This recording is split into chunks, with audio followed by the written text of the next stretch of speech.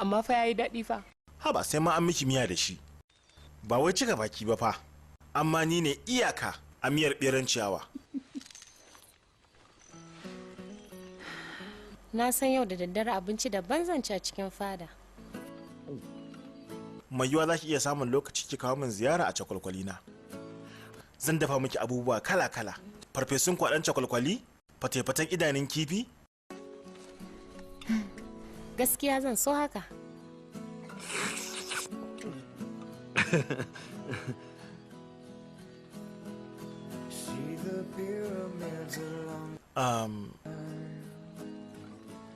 Gimbiya? Na'am.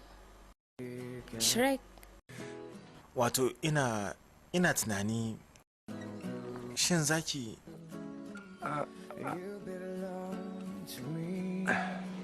iya cinye wannan?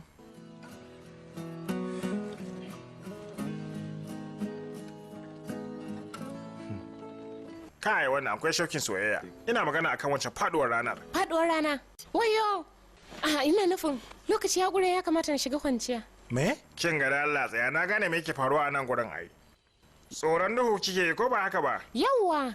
Haka ne ina tsoron duhu dama. Kawai dai amma dai bari zan shiga. Gimbiya ni ma kaina ya kamata a ce ina tsoron duhu. Kai amma dakata. Har yanzu fa ina tsoron duhun nan.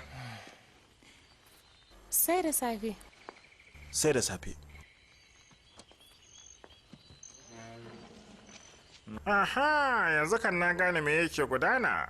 Kai da Allah wai maganin me kake haka ne wai? Kai malama na son jin wani abu, ni fa dabba ne. Jikina yakan gaya min abu kuma yanzu yana gaya min cewa tsakaninku akwai wani abu. Kaga kai ma mawakaci ne, ni da nake ta kokarin na mai da ita gurin Farquad. Kai Shrek, ka farka mana ka ga abin da ke gudana a gaban ka. Ka shiga kawai ka gaya mata zuciyarka. Kai, ba wani abin da zan gaya mata.